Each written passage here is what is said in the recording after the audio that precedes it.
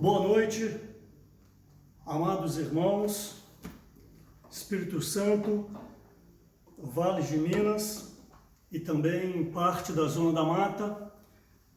Que o Senhor possa abençoar vocês, abençoar a família de vocês. E por certo, nós já estamos acostumando com essa questão da palavra todas as segundas-feiras e também às quintas-feiras, com respeito a uma palavra de algum obreiro para essa microrregião, tanto do Espírito Santo como parte de Minas Gerais.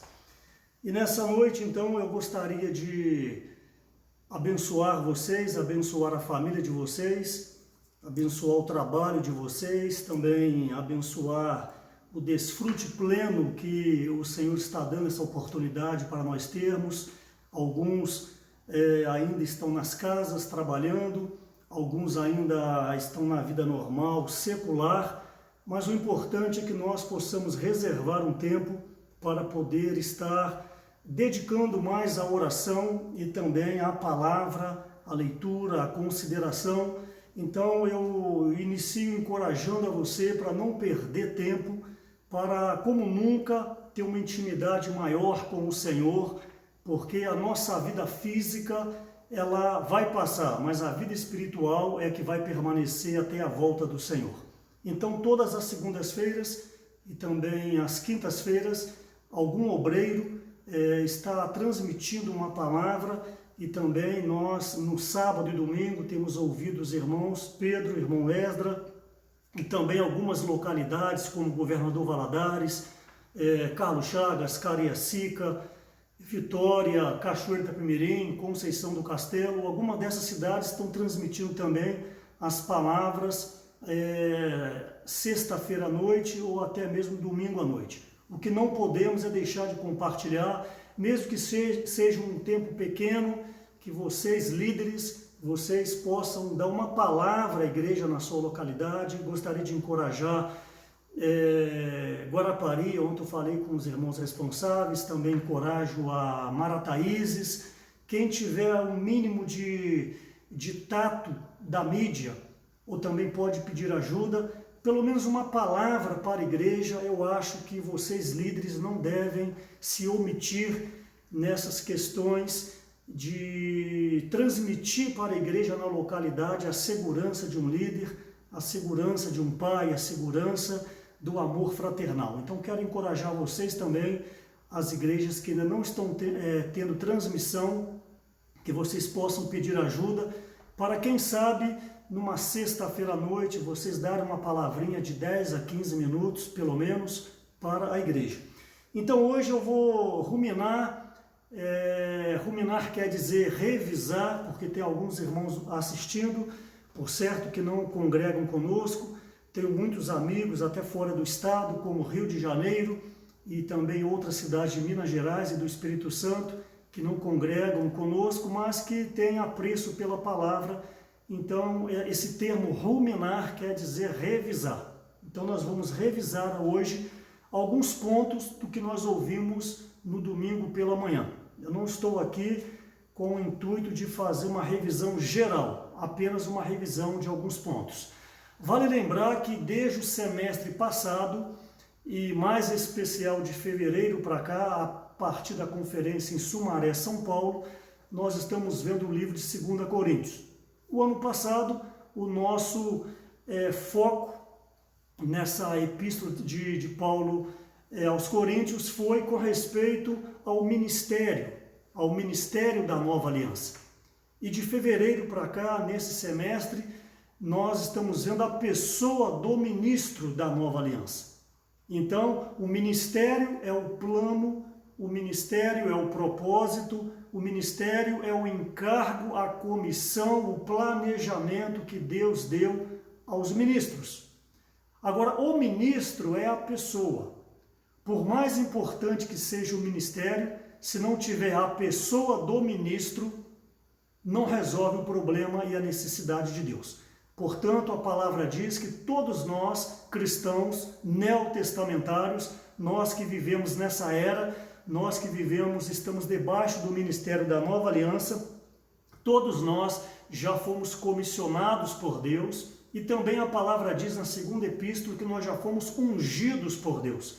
Então, no tempo, agora, nós somos o ministro da nova aliança, porque nós estamos no ministério do Espírito e da vida. Não estamos no ministério da antiga aliança, que foi a época em que Moisés começou esse ministério, como já foi dito aqui, em Êxodo capítulo 19.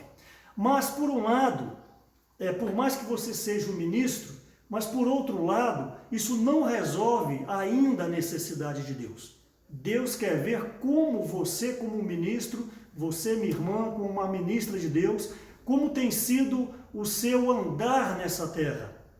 Nós estamos aqui, obviamente, temos que trabalhar, temos que estudar, temos que nos alimentar, temos que nos divertir, porque Deus fez o homem com uma alma. No entanto, qual é o seu ponto central enquanto você está nessa terra?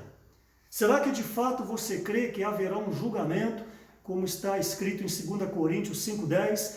Será que você de fato crê que haverá naquele dia uma grande manifestação da parte de Deus e nós então estaremos ali para sermos julgados pelo bem ou mal que tivermos feito pelo meio do corpo? Então eu encorajo você nessa noite a considerar mais a sua vida espiritual.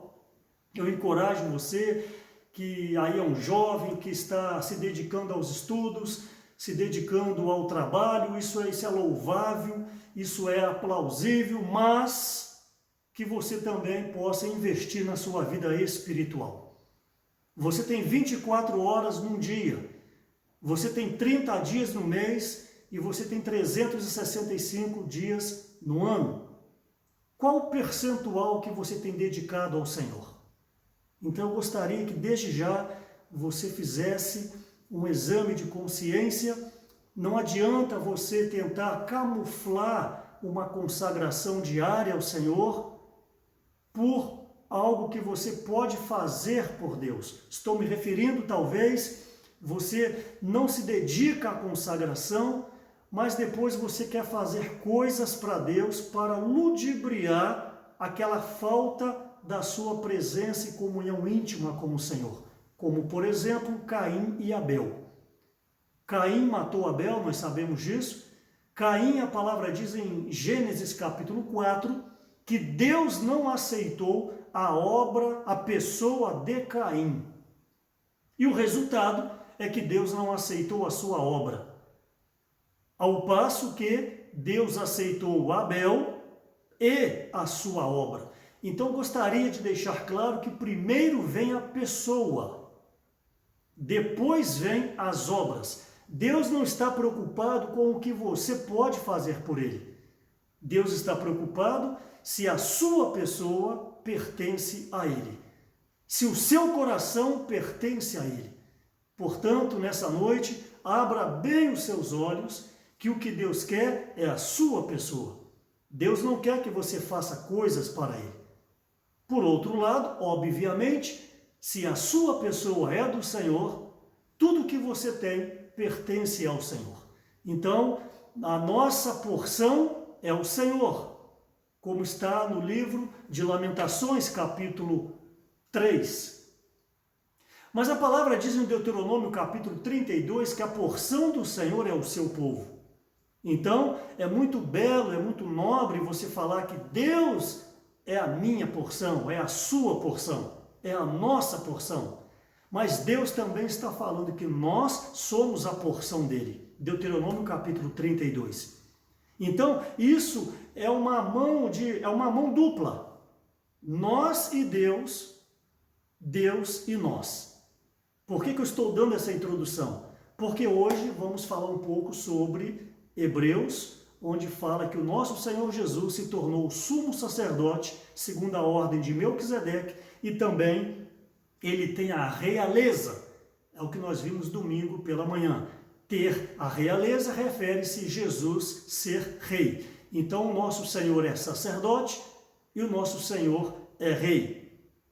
Nós e Deus, Deus e nós. Durante a mensagem, então, vai ficar clara essa questão. Ok, Então eu inicio falando com respeito a esse semestre que nós estamos vendo sobre o ministro da nova aliança. E esse ministro, necessariamente, já deu o exemplo, necessariamente, como um presidente, quando ele vai assumir, ele estabelece ministros. Ministro da Saúde, pouco tempo agora mudou, ministro da Justiça, pouco tempo agora também teve a troca, temos o ministro do Turismo, ministro das Cidades e vários outros ministros, ministro da Economia, temos a Casa Civil. Cada uma dessa pessoa, de uma maneira assim bem geral, são pessoas de suma confiança do presidente. E cada um desse ministro, ele tem um ministério nas mãos.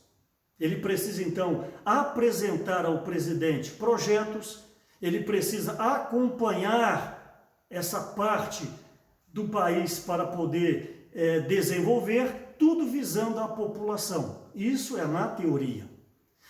Passando agora para as questões espirituais. Deus, como o soberano dos reis da terra, ele tem um propósito, ele tem uma economia, ele tem um plano.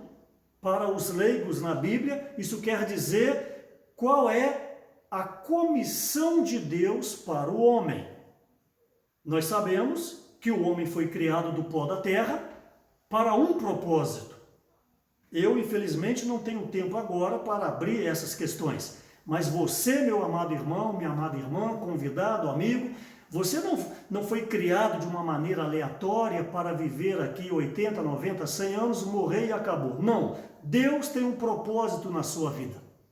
Se você é um empresário, se você é um profissional liberal, com todo respeito falando, se você trabalha no serviço, no trabalho braçal, se você é um comissionado, se você é um médico, se você é um político, digo com respeito à função, não com respeito pejorativo, não importa onde você esteja, Deus tem um propósito na sua vida.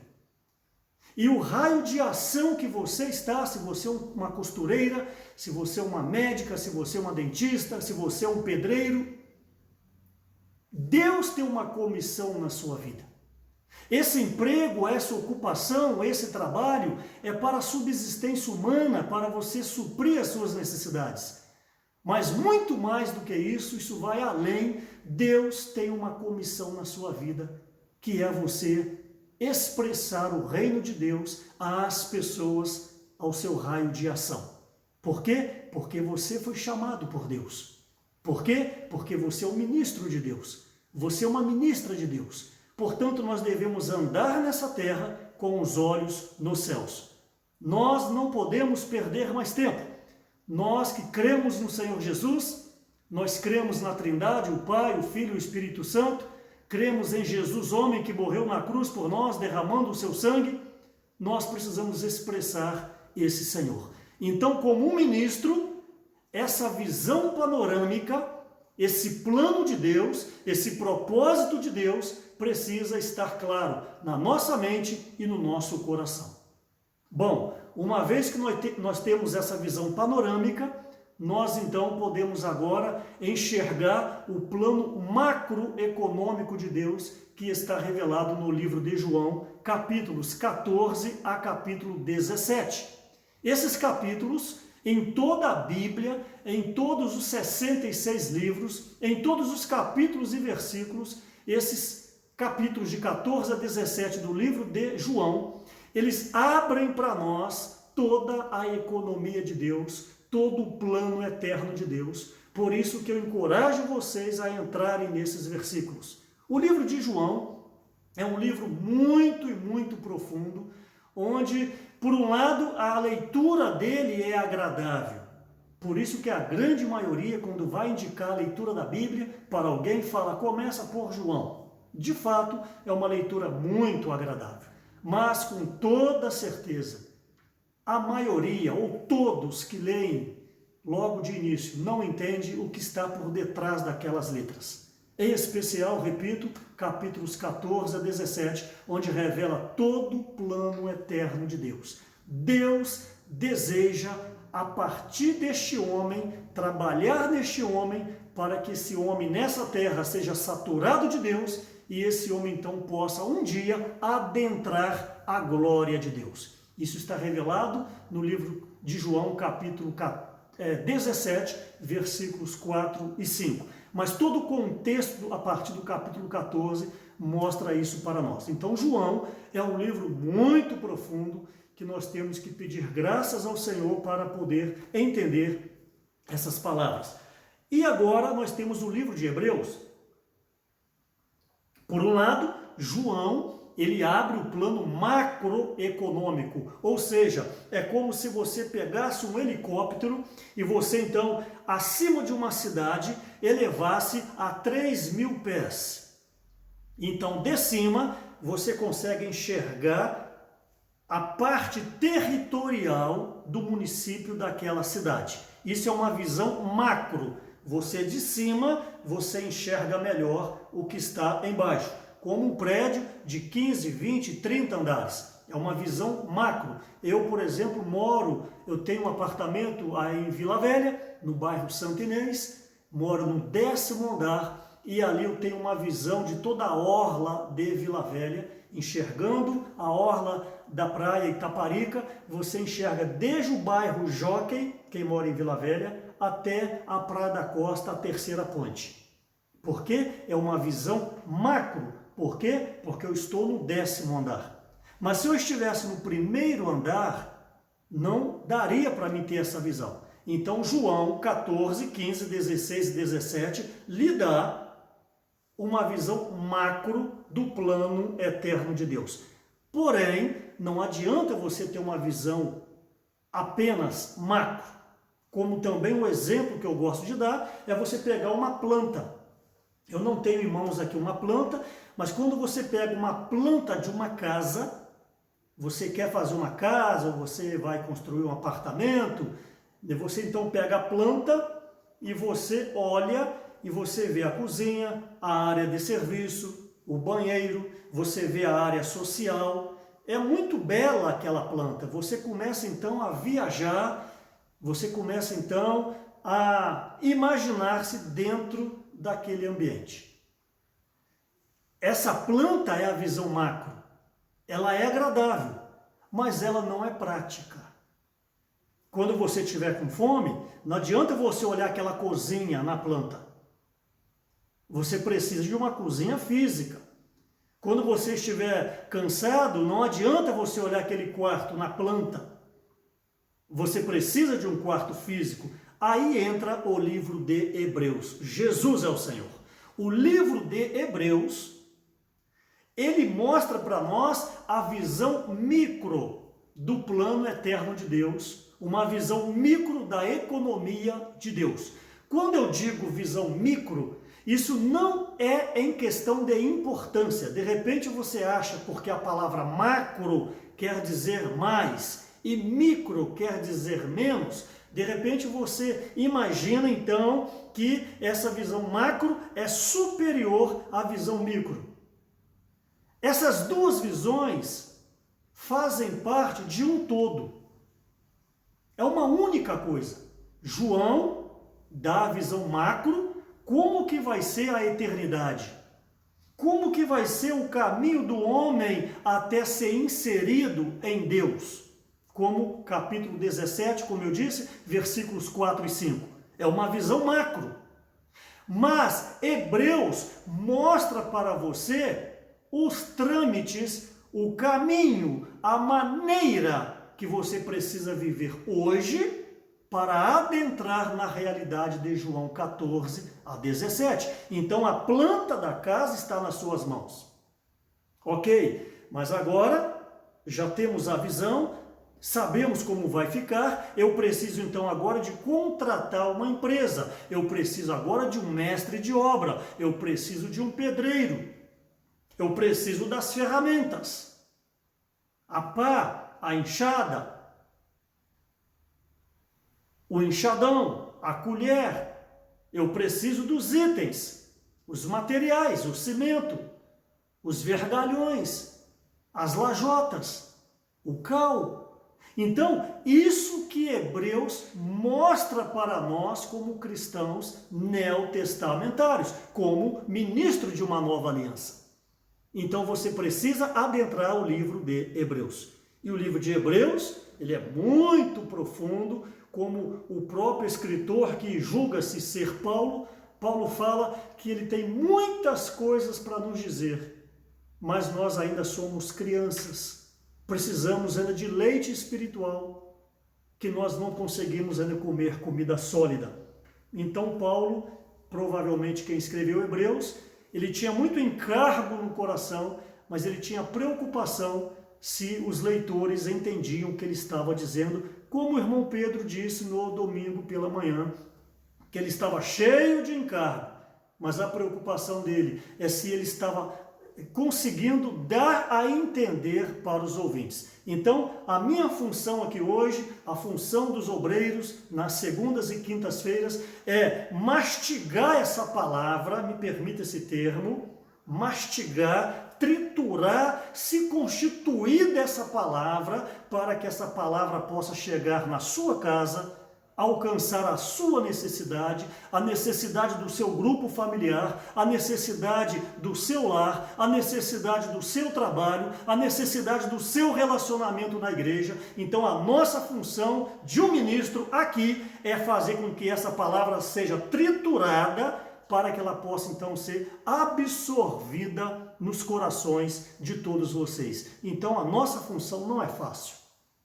A minha função aqui agora ela não é fácil, e eu peço a Deus que eu tenha condições de passar isso para vocês. Falei 21 minutos e ainda estou na introdução.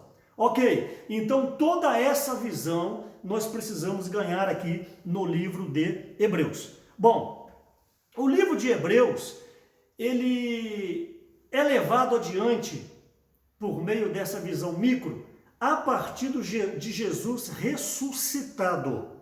Os evangelhos, Mateus, Marcos, Lucas e João, dão detalhes, em especial, Mateus, Marcos e Lucas, em especial esses três, eles mostram Jesus homem vivendo nessa terra por cerca de 33 anos. São 3 biografias, se é que podemos dizer assim, de Jesus homem, filho de Maria. Já o livro de João aborda Jesus como Deus. Mateus aborda Jesus como rei, Lucas aborda Jesus como homem, Marcos aborda Jesus como um servo, como um escravo. Vocês veem que tem muitas vertentes que eu não tenho condições aqui de entrar nesses pormenores, mas João, ele mostra Jesus como Deus. Por isso que o capítulo 1, versículo 1, no princípio era o verbo. E o verbo estava com Deus, e o verbo era Deus. Então João mostra para nós Jesus num aspecto de Deus. Hebreus toma essa linha. Hebreus refere-se ali aos feitos de Jesus, obviamente na carne, mas foca Jesus quando ele ressuscita. Por isso então que nós focaremos hoje com respeito ao sacerdócio de Cristo e em especial a realeza do Senhor. Nós sabemos que o nosso Senhor, ele desceu dos céus, saiu da sua glória, porque ele é o próprio Deus, é o Pai, é o Filho e é o Espírito Santo, mas por causa de uma humanidade pecadora, quando Adão e Eva caíram, Romanos capítulo 5, versículo 12, Hebreus capítulo 6, versículo 23, fala que por um só entrou a morte, logo todos morreram. Por um só entrou o pecado, logo todos pecaram. E também no capítulo 6, 23, fala que o salário do pecado é a morte. Então, como toda a humanidade estava no pecado, Deus, então, ele mesmo precisaria vir a essa terra para salvar o homem. Então, em Mateus capítulo 1, versículo 18, o Espírito Santo, ele entra numa virgem chamada Maria. Maria, até então, não tinha coabitado com homem algum. Maria, então, estava ali de uma maneira totalmente pura com respeito a essas questões. E o Espírito Santo, então, entra em Maria, reveste Maria e Maria acha-se grávida. pelo Espírito Santo. Então, após 9 meses, nasce um menino chamado Jesus. Quem é Jesus? Jesus é homem completo, é um homem perfeito e é Deus também completo, podemos dizer também perfeito. Então, quem é Jesus? Jesus é um homem. Quem é Jesus? Jesus é Deus. Então, Jesus é o homem Deus. Gostaria que ficasse bem claro isso para vocês. Vocês não podem perder esses princípios. O interior desse Jesus é o próprio Deus. Mateus 1,18. O Espírito Santo entrou em Maria. Mas a parte física deste menino, deste jovem, deste homem, quando ele cresce, essa parte física é filho de Maria. Então, a carne, o corpo, o físico, não é filho de Deus. Obviamente, toda a origem procede de Deus. Mas filho de Deus era o Espírito que estava dentro deste homem. Haja visto que Deus não pode habitar no meio da corrupção. E como Jesus herdou a carne de Maria, se na época tivesse teste DNA, e se pegasse ali um pouco de sangue ou um cabelo, não importa, e fizesse o exame, ia ver que de fato Jesus é filho de Maria. Mas Jesus homem, Jesus carne, Jesus o físico é filho de Maria. Mas o interior, o Espírito, é filho de Deus, é o próprio Deus. Então, com o passar do tempo, essa carne de Jesus foi envelhecendo. Com 30 anos, com 33, deram para ele praticamente 50. Está no livro de João.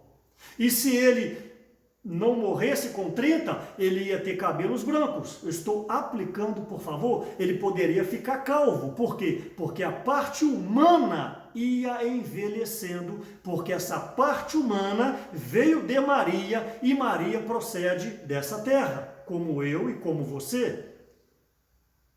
Então, o nosso Senhor, ele morre aos 33 anos na cruz e ressuscita, você sabe a história. Eu não vou entrar nesses pormenores. Mas o enfoque que eu quero jogar aqui, o holofote que eu quero jogar, é o seguinte: quem é Jesus? A parte espiritual, a parte divina. Jesus era o unigênito de Deus. Isso está provado em João capítulo 3, versículo 16, que todo mundo conhece esse versículo, e eu quero pedir a sua ajuda para recitar comigo. Por favor, vamos lá. Já recitou? Ok. E Deus amou o mundo de tal maneira que deu o seu Filho unigênito para todo aquele que nele crê não pereça, mas tenha a vida eterna. Por favor, preste atenção. Deus amou o mundo de tal maneira que deu o seu Filho unigênito. O que é um unigênito? Unigênito é único. Quando uma mãe tem um filho, ela pode falar: esse é meu filho unigênito, só tem um filho. E essa palavra grega, se você pegar o lexo grego, em João 3,16, grego, português, que o Novo Testamento foi escrito em grego, falei semana passada para vocês, é monogenes. Ali está assim, ó, porque Deus, em grego, viu? Não sei falar grego. Porque Deus amou o mundo de tal maneira que deu o seu filho monogenes. Monogenes quer dizer unigênito, que quer dizer na tradução o incomparável. Quem é Jesus? O incomparável. É aquele que não é nascido no tempo. Jesus, ele veio de Maria. Você, meu amado irmão, precisa entender isso aí. Jesus veio de Maria, a parte carnal, o corpo, a humanidade, mas ele não entrou em Maria em Mateus 1,18. Então essa palavra monogenes quer dizer o incomparável. Quer dizer aquele que não é nascido no tempo. Quer dizer, aquele que tem a mesma essência de quem? De Deus. Por quê? Porque ele veio de Deus. Então, unigênito no grego é monogenes. João 3,16. Quem é Jesus? Jesus é o unigênito do Pai. Mas em Colossenses capítulo 1, versículo 15, falei isso semana passada, fala que ele é o primogênito. Ora, como que pode? Ele é unigênito ou ele é primogênito? Sim, da parte de Deus, ele é o unigênito. Mas quando ele morre, ressuscita e entra nos céus, a partir de rasgar o véu, nós vimos semana passada, e entra na glória de Deus, essa palavra grega em Colossenses capítulo 1, versículo 15, é prototokos. Eu falei semana passada para vocês também. Prototokos. Prototokos quer dizer o quê? Quer dizer o que tem preeminência. Quer dizer o primeiro em série. Ou seja, Jesus se tornou um protótipo de vários que viriam após ele. Então, de unigênito do Pai, entra na humanidade, morre, ressuscita, adentra os céus, pela primeira vez há um homem nos céus, e então ele agora é o primeiro de muitos. O que quer dizer isso? Ele abriu um novo e vivo caminho para todos nós que cremos no seu nome. Jesus é o Senhor. Você está alegre? Mas não fique tão alegre. Você tem direito para seguir esse caminho. Ok. Você tem a vida de Deus. Você foi batizado. Você é um regenerado. Você invoca o nome do Senhor, mas precisa agora de algo. Carne e sangue não podem herdar o reino de Deus. Então, para você seguir esse caminho de Jesus, do Rei Jesus, você precisa ter uma vida consagrada. Aí entra a vida da igreja. Aí entra o porquê que nós estamos nessa terra hoje. Uns com 40 anos, uns com 18, uns com 63, uns com 81, outros com 24. A sua vida o seu viver vai definir se você entra ou não após Jesus. Lembre-se de Mateus capítulo 7, nem todos que disserem Senhor, Senhor, entrarão no reino dos céus. Não adianta você ser um batizado, não adianta você ir no culto e na reunião, para alguns que estão nos ouvindo, ir na missa, não adianta.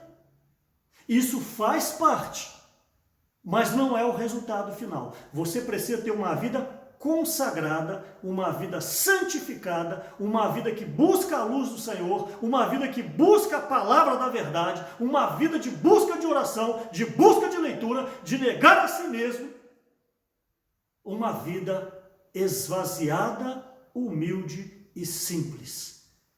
Como diz Lucas capítulo 9, versículo 23, é dia a dia. Portanto, meus amados irmãos, minhas amadas irmãs, é dia a dia para entrar no reino de Deus. Então Jesus, de unigênito, se tornou primogênito, aquele que é o primeiro em série. Essa palavra grega, ela é maravilhosa. Primogênito, obviamente, de uma maneira bem rasteira, é o que veio primeiro. É o primogênito, não está errado. Mas o primogênito, numa visão geral, não necessariamente quer dizer o que veio primeiro. Antes, primogênito é aquele a quem foi dada essa honra.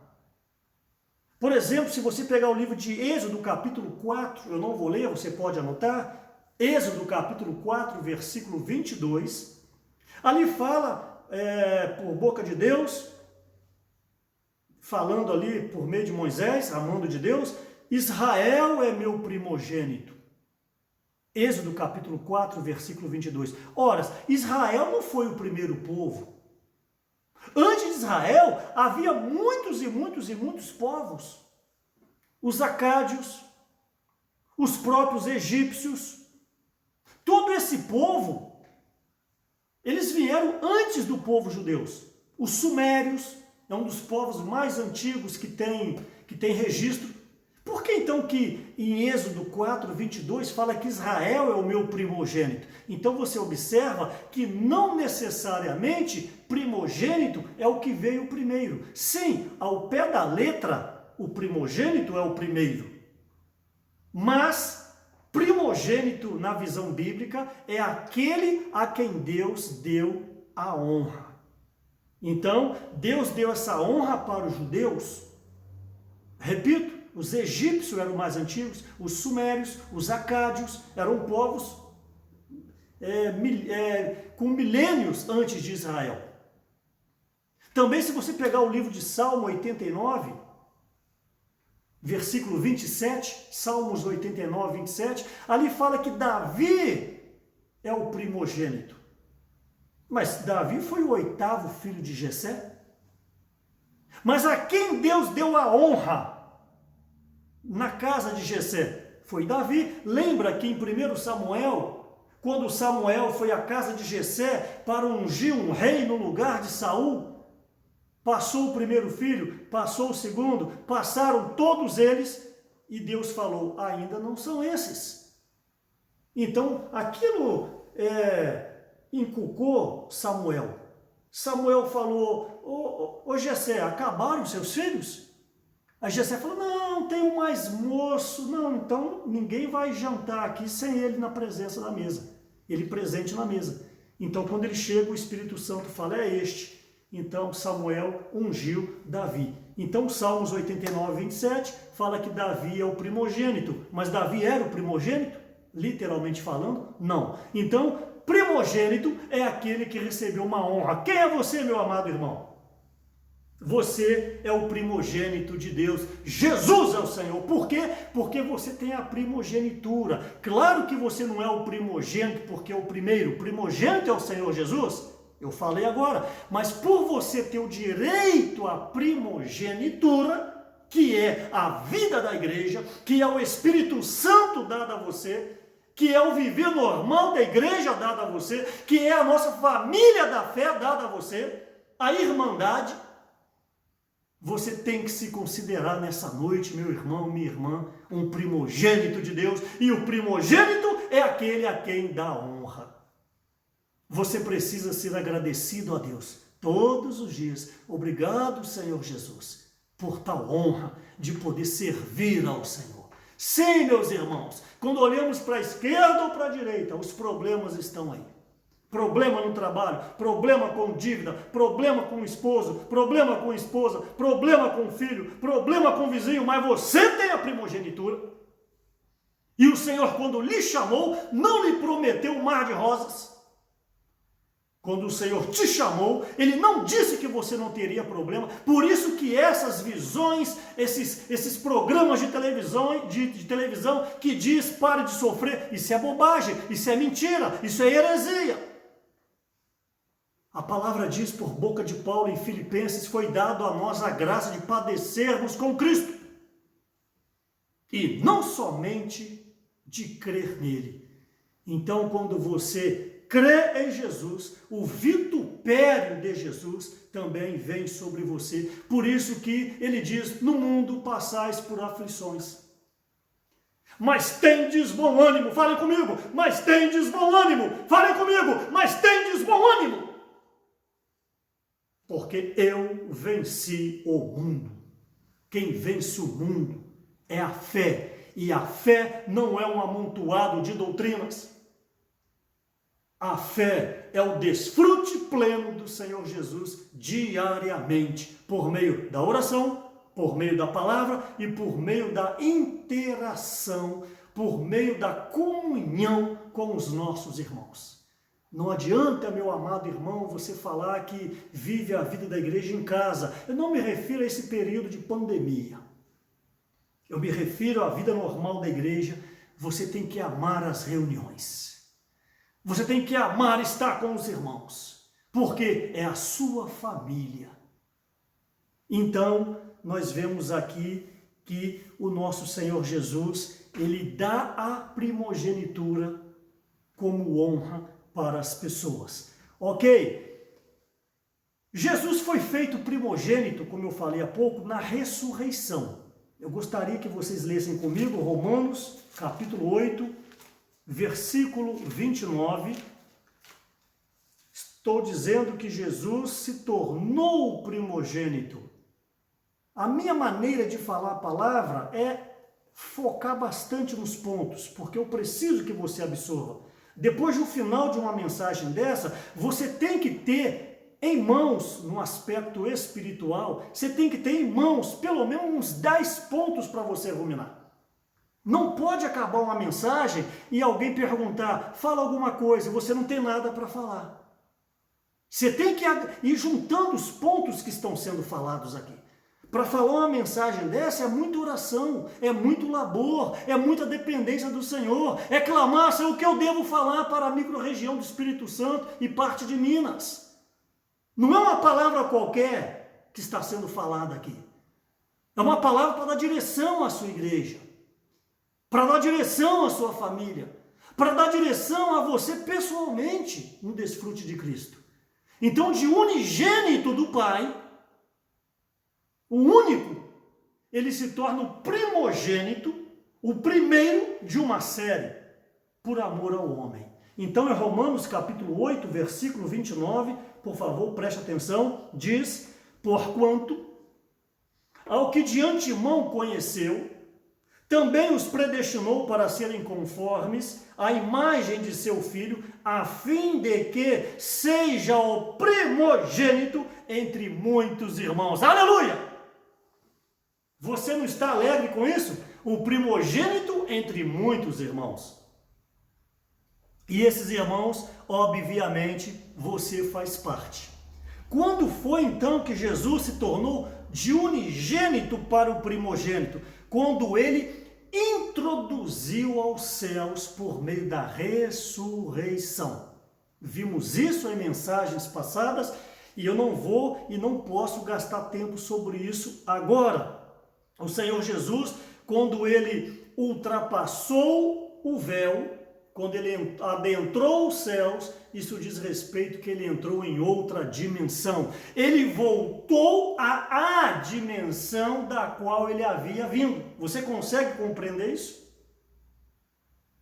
Eu não disse que Mateus 1,18, o Espírito Santo, ou seja, o Filho, a parte da Trindade, sai da outra dimensão, porque Deus é Espírito, João 4,24, 2 Coríntios 3,17.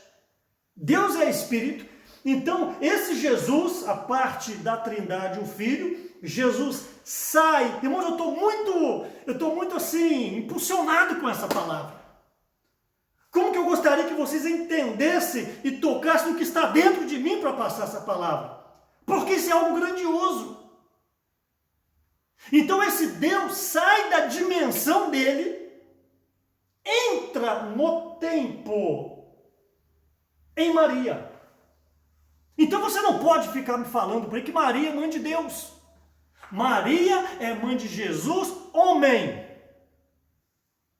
Embolei a sua cabeça? Não, né? Maria não é mãe de Deus. Se você me diz que ela é mãe de Deus, então foi ela que criou Deus.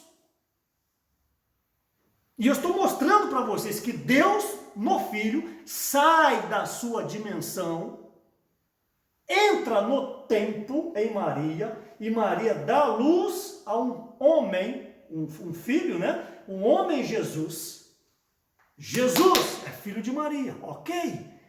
Mas abra Jesus, por favor, permita eu falar assim, abra Jesus. Opa, o Espírito, esse Espírito que é Deus. Esse Espírito veio de outra dimensão. Então agora, por causa da obra redentora na cruz, um viver ilibado, 33 anos e meio, Jesus então morre e Deus o ressuscita, Deus ressuscitou Jesus, e Jesus então volta para a dimensão original dele. Está claro isso? Então quando ele ultrapassou o véu, Jesus então entrou na outra dimensão. por que ele precisou então ser glorificado em João 17, versículo 5, se ele já era o próprio Deus?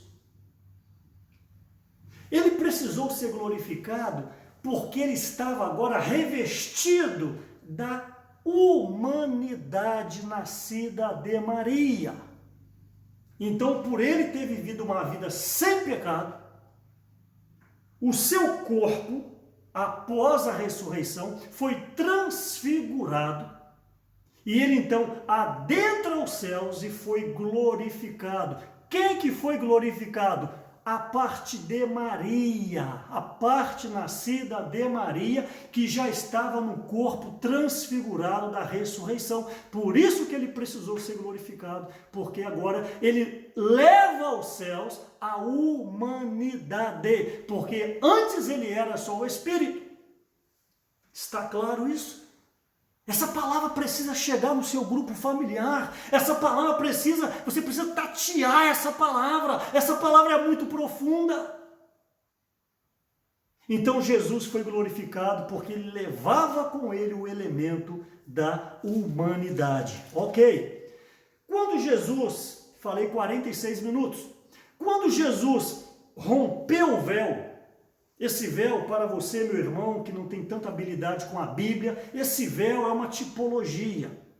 Quando Jesus estava crucificado em João 19:34, um soldado perfurou o seu lado, saiu sangue e água.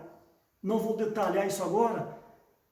A palavra diz que quando ele foi perfurado, o véu do santuário, eu tenho um véu aqui, eu tenho aqui uma cortina, inclusive foi a minha amada prima Cleonice que fez essa cortina, fazendo a propaganda para ela. O véu do santuário, ele foi rasgado de cima a baixo. Quando Jesus foi crucificado, o véu foi rasgado, representando que o corpo de Jesus foi rasgado em favor da humanidade. Então esse termo, essa terminologia, adentrou o véu, quer dizer quando Jesus saiu dessa dimensão terrenal e foi para a dimensão celestial, ok? Quando Jesus rompeu o véu, a palavra diz que ele foi nomeado sumo sacerdote, ele foi nomeado sacerdote segundo a ordem de Melquisedeque. Isso está em Hebreus capítulo 5, versículo 10. Você pode ler esse versículo depois. Hebreus 5:10 fala que ele foi nomeado sacerdote segundo a ordem de Melquisedeque. Vocês sabem que Jesus veio da tribo de Judá. Jesus não é da tribo de Levi. E Levi, a tribo de Levi, era a única tribo que poderia suscitar sacerdotes. Em especial, a casa de Arão. Todos os levitas eram consagrados a Deus. Levitas são os filhos de Levi. Mas a casa de Arão foi separada para oficiarem, para trabalharem, para executarem o serviço dentro do tabernáculo. Sim, são palavras difíceis para você entender de primeira mão. Você que não tem tanta, me perdoe, habilidade com a Bíblia. Então Jesus, ele veio da tribo de Judá. Ele não era da tribo de Levi. Então Jesus não poderia ser sacerdote, você concorda? Aleluia por Hebreus. Hebreus capítulo 7, eu gostaria que você abrisse, por favor. Eu vou ler uns 5, 6 versículos. O que eu economizei até agora eu preciso ler aqui. Ok. Hebreus capítulo 7, eu vou ler a partir do versículo 1. Deixa eu levar minha Bíblia aqui. Ok. Hebreus capítulo 7, versículo 1. Eu disse que Jesus, ao adentrar os céus, se tornou sacerdote segundo a ordem de Melquisedeque. Porque este Melquisedeque, rei de Salém, sacerdote do Deus Altíssimo, que saiu ao encontro de Abraão quando voltava da matança dos reis e o abençoou. Está em Gênesis 14 isso. Para o qual também Abraão separou o dízimo de tudo. Primeiramente se interpreta rei de justiça, depois também é rei de Salém, ou seja, rei de paz. olha sobre Melquisedeque, sem pai, sem mãe, sem genealogia. Existe algum ser humano sem pai, sem mãe, sem genealogia? Não. Então aqui, desde o primeiro livro da Bíblia, Gênesis capítulo 14, já era uma figura de Cristo. Por isso que ao ler a Bíblia, seus 31.102 versículos, seus 1.189 capítulos, você precisa ter uma visão panorâmica da Bíblia. Senão você não vai entender a Bíblia. Obviamente, isso não é de um dia para o outro. Eu particularmente leio a Bíblia tem 28 anos, é uma vida. Mas nunca é tarde para começar. Peça um estudo bíblico. Peça alguém para te ajudar. Peça alguma irmã para poder fazer uma visita a você, minha irmã, tomar um chazinho da tarde, tomar um cafezinho com um bolinho de fubá, saindo na hora. Chama essa irmã para orar com você e te ensinar a Bíblia. Sem pai, sem mãe, sem genealogia, que não teve princípios de dias, nem fim de existência. Existe algum homem assim, gente? Não.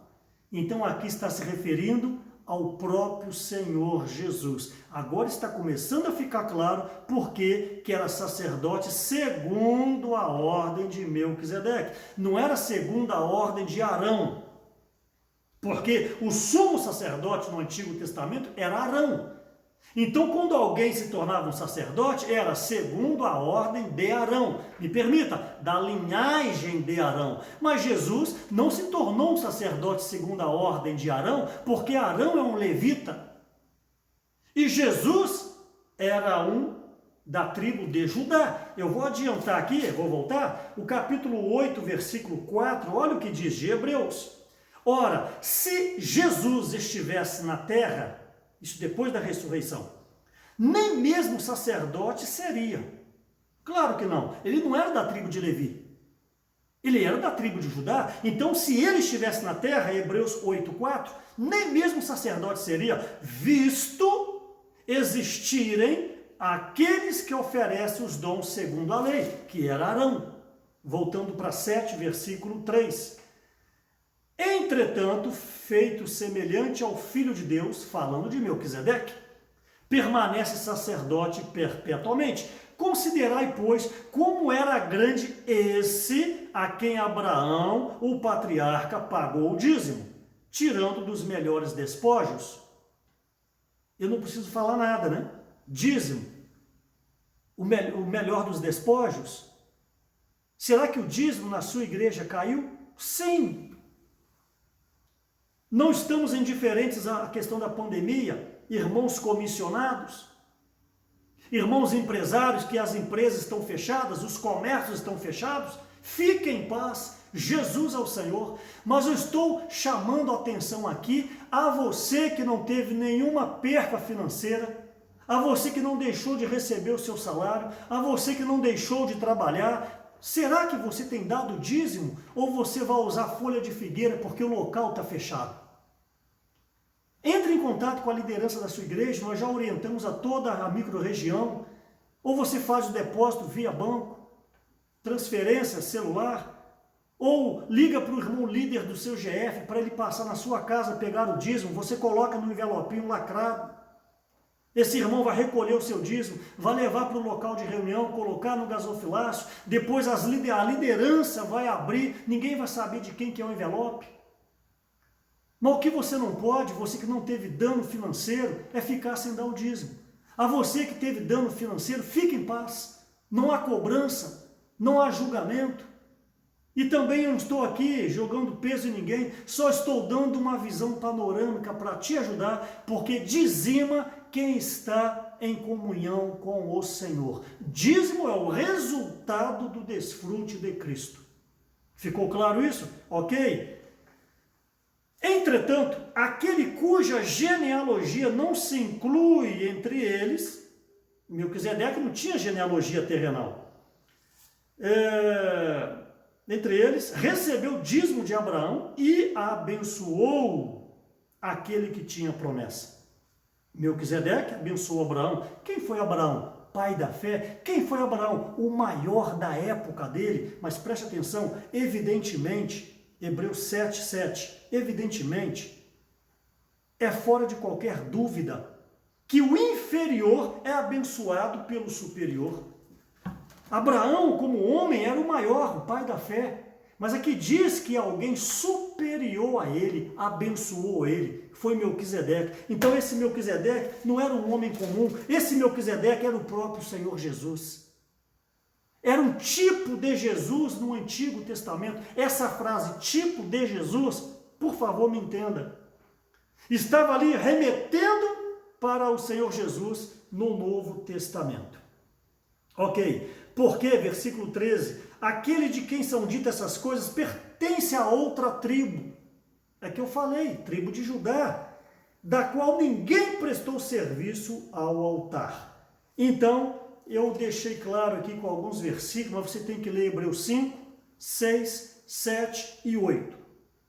E um pouco do 9, para você ter uma visão panorâmica do que vem a ser sacerdote segundo a ordem de Melquisedeque. Então Jesus, ao romper o véu, ao voltar para a dimensão original, ele foi feito e nomeado por Deus sacerdote segundo a ordem de Melquisedeque. Olha o que diz Hebreus capítulo 5. Foi feito e nomeado sacerdote segundo a ordem de Melquisedeque. Preste atenção, qual é a função de um sacerdote? Sacerdote leva o homem até Deus.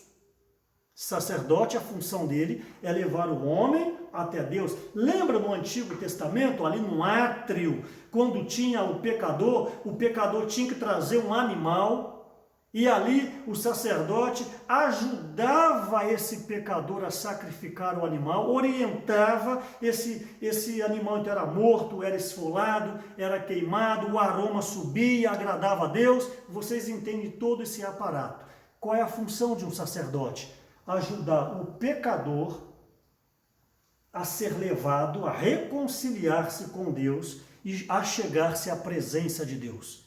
Então, nunca se esqueça, um sacerdote tem a função de levar o homem a Deus. Isso é muito profundo. O sacerdote, ele faz com que a igreja caminhe para se tornar uma igreja gloriosa. Um sacerdote zela pelo pecador desde o princípio da sua conversão. Por isso que o ministro da nova aliança, você, meu irmão, você, minha irmã, você é um sacerdote de Deus. Você tem levado alguém a Deus? Você tem conduzido alguém a Deus? Você tem oficiado o seu turno? Ou você parou na salvação, batizou, participa da igreja e não tem mais nenhum compromisso com a igreja? De fato, você é um sacerdote? Você tem levado as pessoas ao Senhor? E o sacerdote, nessa condução do homem a Deus, um dos primeiros itens que ele precisa ajudar o pecador é renovar a mente, como Romanos capítulo 12. Por quê? Porque um pecador, ele não sabe nada de Deus. Então o pecador precisa ser o que? Doutrinado. Aí entram os estudos bíblicos. Aí entra o chá das irmãs à tarde. Você, minha irmã, com 60 anos, 75, 59, não importa a sua idade. Você acha que você não consegue. Mas se você tem um dom de abrir a casa, se você sabe fazer um bolinho de fubá, um bolinho de banana, é bem verdade que eu não estou comendo, faça, abra sua casa e chama uma outra irmã ou duas irmãs e chama a sua vizinha e você convida para um chá. Ali é uma arapuca santa. Dá o cafezinho para ela, dá o bolinho para ela. Daqui a pouco uma irmã vai sacar um jornal Árvore da Vida, vai sacar um alimento diário, vai sacar um texto da Bíblia e vai estar ali apacentando. Essa vizinha não vai saber que é uma reunião, mas vocês vão estar saturando essa vizinha com uma esfera celestial. Essa vizinha vai ter a sensação de quero voltar semana que vem. O que você está fazendo? Exercendo o papel de um sacerdote, levando o homem até Deus, mudando a mente deste homem, levando ele a pensar nas coisas de Deus. Não ficar com a mente terrenal, a mente tridimensional, a mente que só pensa nas coisas dessa terra. Essa é a sua função. E quando Jesus adentrou o véu, Pedro, domingo de manhã, leu sobre isso, capítulo 8, versículo 1.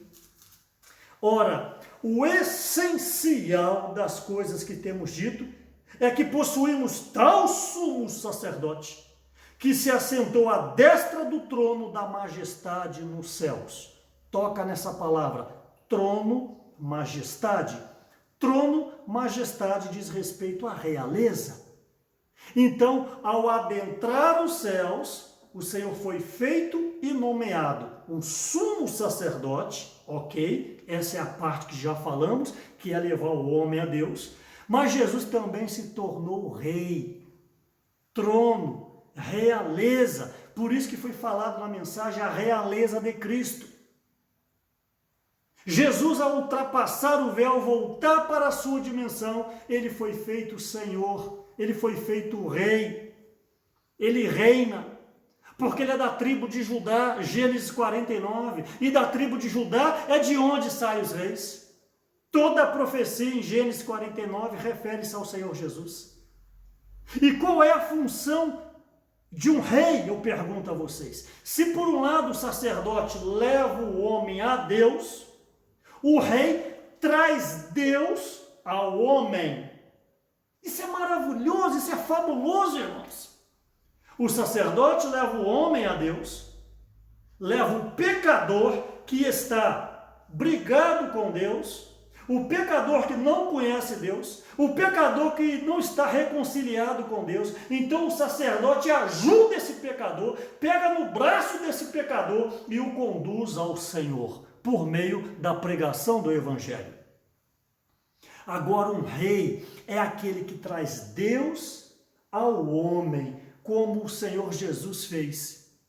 E o Verbo se fez carne e habitou entre nós, cheio de graça.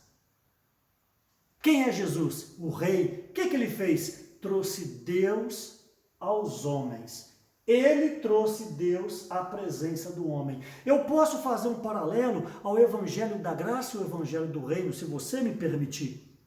O sacerdote diz respeito ao Evangelho da Graça. O que é o Evangelho da Graça? É conduzir o homem, o pecador, a Deus. E o que é o Evangelho do Reino? É trazer este Deus à presença do homem, para que o homem possa fitar a presença de Deus, para que o homem possa contemplar o Espírito Santo por meio de Jesus, e este homem então ter fôlego, visão, encargo e disposição de marchar para o reino. Aleluia! Isso é fabuloso demais. Então, nessa visão, nós podemos ver Apocalipse capítulo 17, para confirmar que Jesus foi feito rei ao adentrar o véu. Ok? Apocalipse capítulo 17, versículo 14.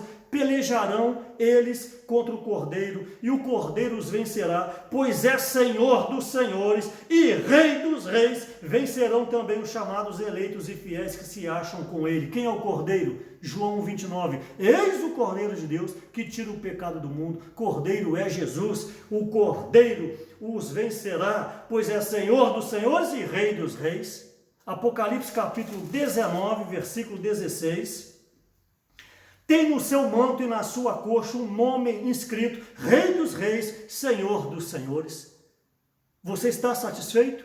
Quando Jesus adentrou o véu, ele foi feito sumo sacerdote segundo a ordem de Melquisedeque, foi nomeado e também se tornou rei. Por isso que Hebreus, nesse plano microeconômico, mostra que estamos sendo introduzidos na glória por causa do sumo sacerdote Jesus e por causa da realeza do nosso Senhor Jesus. Começando a finalizar, falei 1h04, eu finalizo com o seguinte, que tudo isso ainda não é o fim. Isso é o meio para nos conduzir ao fim. O fim de todas as coisas está em Efésios capítulo 1. Jesus é o Senhor. Efésios capítulo 1, versículos 9 e 10 diz: desvendando-nos o mistério da sua vontade, segundo o seu beneplácito que propusera em Cristo, de fazer convergir nele, ou seja, mirar nele, virar para ele, convergir nele, na dispensação da plenitude dos tempos, todas as coisas, tanto as do céu como as da terra. Então, a meta final deste viver da igreja, a meta final de Jesus se tornar um sumo sacerdote segundo a ordem de Melquisedeque, a meta final da realeza de Jesus é para que Cristo encabece todas as coisas. Obviamente, o Senhor só vai encabeçar todas as coisas quando a igreja estiver encabeçada. E a igreja vai estar encabeçada quando você estiver encabeçado, porque você faz parte da igreja. Você não faz parte da igreja? Você não é um membro do corpo de Cristo? Então, primeiramente, meu amado irmão, minha amada irmã, você é encabeçado? Você, jovem, você aceita o encabeçamento da liderança da sua igreja? Você, irmão diácono, irmão de serviço, irmã de serviço, vocês aceitam o encabeçamento dos presbíteros da igreja? Você, presbítero da igreja, você aceita a orientação dos obreiros? Você, obreiros, aceitam o encabeçamento, a direção dos cooperadores? Os cooperadores estão colimados e ligados ao encargo que tem sido falado por meio dos apóstolos, irmãos que estão à nossa frente? E esses têm que estar encabeçados por Deus, porque todo mundo tem uma autoridade em cima dele. Então, primeiro item é você se perguntar agora, você é uma pessoa encabeçada? Você é uma pessoa que anda na comunhão? Ou você é muito do não concordo, acho que não é assim, não vai dar certo? Disse semana passada que você não foi chamado para concordar. Você foi chamado para cooperar. E um escravo, um servo, não tem vontade própria. Antes, ele segue o seu líder. E se o líder errar, é problema dele com Deus, mas que você não ache faltoso na balança, porque da sua parte você não fez a sua parte. Como o livro de Daniel, mene, mene, tekel, parsim, pesado foste na balança e foi achado em falta. Não olha para o vizinho da direita ou da esquerda, faça a sua parte. Seja simples na igreja, sirva na igreja, deixa de ser mental na igreja, deixa de ser complicada, minha irmã, você é muito complicada. Deixa de ser complicado, meu irmão. Ano entra, ano sai, 10, 15 anos, e você é o mesmo irmão complicado. Não é um com leitura de livro, não é um com labor da mensagem, não é um com reunião de oração, grupo familiar você não participa. O que é isso? Uma pessoa desencabeçada. Eu quero te ajudar nessa noite. Você pode dar 1 milhão de dízimo, você pode se vestir bem, você pode falar bem, mas você está em falta na balança. Porque lhe falta os princípios elementares da obediência de uma liderança, como diz Hebreus capítulo 13, versículos 7 e 17. Essa palavra precisa te alcançar nessa noite. Deixa de ser complicado. Seja um com a igreja. Então nós vemos aqui que Cristo precisa encabeçar você primeiro, depois Cristo precisa encabeçar a igreja, e depois Cristo encabeçará todas as coisas nos céus e na terra. Isso é um ponto muito importante que foi falado para nós no domingo pela manhã. E esse encabeçamento de Cristo será por meio do Espírito. E esse Espírito, quando você lê o livro de João, capítulo 7, ali fala que o Espírito Santo ainda não fora dado. Você não compreende essa passagem. Algumas traduções dizem que o Espírito Santo ainda não era.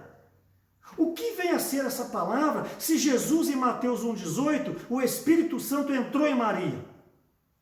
Se é o Espírito Santo, como que João fala que o Espírito Santo ainda não era? Repito, você que é leigo na Bíblia, você que é novato, não é fácil de entender isso. Mas nós conhecemos os caminhos das pedras. Esse Espírito referido em João 7, fala do Espírito, me permita essa terminologia, o Espírito composto, o Espírito amalgamado à humanidade que se tornou o Consolador. Jesus disse para os discípulos antes de morrer, antes de ir à cruz, é necessário que eu vá para que o Consolador venha. Se eu não for, ele não vem. Então, Jesus morreu como homem, adentrou a glória, foi glorificado como um homem Deus. Quando ele volta com toda a experiência do Espírito de Deus, o Espírito de Jeová, o Espírito Santo, o Espírito de Jesus, o Espírito de Cristo, o Espírito de Jesus Cristo, se transformando então em o Espírito. 7. Agora você entende Apocalipse da parte dos 7 Espíritos. Oh, quanta profundeza nas palavras. O Espírito de 2 Coríntios, capítulo 3, versículo 17, é um Espírito que contém toda a experiência do homem Jesus, do seu nascimento, da sua encarnação, o seu nascimento, o seu viver humano, a sua morte, a sua ressurreição e a sua ascensão. O Espírito Santo em Mateus 1,18, quando entrou em Maria, abro aspas, não tinha essa experiência da encarnação de João 1,14. Mas agora o Espírito de 2 Coríntios 3,17 tem toda essa constituição do viver humano de Jesus até a sua ascensão e amalgamado ao Espírito Santo. Isso está claro para nós no livro de Êxodo, capítulo 30. Que eu gostaria que você lesse depois, do versículos 22 ao 25. Ali fala como que era feito o óleo da unção, o unguento. Ali fala de 4 especiarias. Ali fala do... Vamos ler. Êxodo capítulo 30. Ali fala da mirra. Ali fala do cinamomo e o cálamo. E ali fala da cássia. Então, mirra, cinamomo, cálamo, cássia.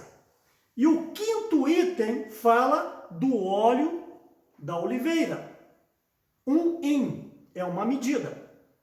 Aí você pega aqui em Êxodo, capítulo 30, o versículo 22, olha o que diz: disse mais o Senhor a Moisés, tu, pois, toma das mais excelentes especiarias, preste atenção, de mirra 500 ciclos. Não vou me deter à leitura, vou me deter aqui aos números. Mirra, 500. Cinamomo, a saber a metade, 250. E cálamo, a saber a metade, 250. Então, mirra, 500. Cinamomo, 250. Cálamo, 250, que dá 500. E cássia, 500. Então, Pai, Filho e Espírito Santo. O Pai, medida de 500. O Filho, 2 de 250, que dá 500. E o Espírito, 500. A Trindade, Deus é um só. 500, 500 e 500. Pai, Filho e Espírito Santo. Mas por que na medida do meio tem 2 de 250? Quem foi partido por você na cruz? Foi o Pai? Deus é Espírito, jamais você viu a Deus. Foi o Espírito Santo? Não. Quem foi partido por você na cruz? Jesus. Jesus é o Senhor. A Bíblia é muito perfeita, justamente na medida do Filho, é que tinha 250 e 250, perfazendo 500, porque ele faz parte da Trindade, mas 2 medidas dizendo que ele foi partido por nós. Lembra do véu que rasgou de cima a baixo? Lembra que ele entrou pelo novo e vivo caminho, pelo véu, isto é, pela sua carne? É o que eu estou dizendo, não se lê a Bíblia um capítulo isolado. Você precisa ter uma visão panorâmica de toda a Bíblia. Então, quando esse Espírito esse óleo foi processado, ele se tornou o óleo sagrado da unção. Então, quando o João fala que o Espírito ainda não havia sido dado, ou alguma tradução, o Espírito ainda não era, é porque faltava essa integração da humanidade na glória do Pai, para que Jesus voltasse como Consolador na sua realeza, trazendo Deus à presença do homem. Então, o encabeçamento de Cristo é por meio do Espírito. Então nós vimos que ao adentrar o véu, o Senhor se tornou sumo sacerdote segundo a ordem de Melquisedeque e também teve a realeza. Isso está de acordo com Zacarias, já estou finalizando, falei 1h14, Zacarias, capítulo 6, versículo 13, eu amo esse versículo, o Pedro também citou domingo pela manhã, preste atenção, Zacarias 6,13, ele mesmo, ele quem? Jesus, edificará o templo do Senhor e será revestido de glória, assentar-se-á no seu trono, o rei tem que ter um trono, e dominará, preste atenção, e será sacerdote, é o sacerdócio, no seu trono, realeza, e reinará, realeza, perfeita união entre ambos os ofícios. Isso é rico demais. Jesus, então, agrega o sacerdócio e a realeza em si mesmo. Quem é Jesus? O sumo sacerdote. Quem é Jesus? Rei dos reis e Senhor dos senhores. Perfeita harmonia entre ambos os ofícios. Jamais poderia haver isso com Jesus, homem. Porque o sacerdócio era da tribo de Levi e a realeza era da tribo de Judá. Ao adentrar o véu, Jesus junta esses dois ofícios. Você entende a importância desse homem ter adentrado os céus e se tornou de um unigênito para o primogênito? Ele abriu um novo e vivo caminho para nós. Esse encabeçamento precisa haver na sua vida. Esse encabeçamento precisa haver na sua igreja, em todo o Espírito Santo, Vales de Minas e também parte da Zona da Mata, que é a porção que o Senhor me confiou. Nós precisamos estar encabeçados. Ouça os irmãos que estão à sua frente, honre os irmãos que estão à sua frente, tenha-os como pais espirituais. Então a meta final não é apenas edificar a igreja. A meta final é a partir da igreja edificada. É Cristo encabeçar todas as coisas. E a nossa vida nessa terra é lutar contra a carne, contra o mundo e contra Satanás. Contra a carne, você olha em Gálatas capítulo 5, as obras da carne, prostituição, inveja, feitiçaria, idolatria, discórdia, dissensão, falar mal de irmão, pensar mal do irmão, querer puxar o tapete do irmão, isso são obras da carne. Vencer o mundo é um sistema. Esse mundo está sistematizado.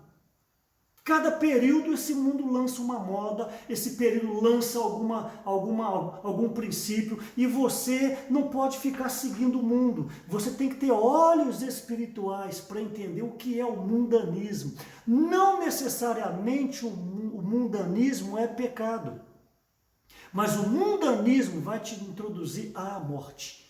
E a morte ela é silenciosa, a morte é sorrateira. Quando você abrir os olhos, ela já tomou o seu coração e tomou a sua mente. E por fim, vencer Satanás. Como que vence Satanás? A nossa fé. E se você está com a fé pequena, peça a Deus. Peça e Ele lhe dará. Jesus é o Senhor, que o Senhor possa abençoar vocês, abençoar a família de vocês. Já falei, repito, amo demais vocês, cada um dos irmãos, cada uma das famílias. Meu coração está com você aí. E não vejo a hora de voltar a visitar, apertar a sua mão, a te dar um abraço e nós desfrutarmos juntos o nosso Senhor. Que Deus, em Cristo Jesus, abençoe a sua família, abençoe a sua casa, abençoe os seus negócios. Jesus é o Senhor.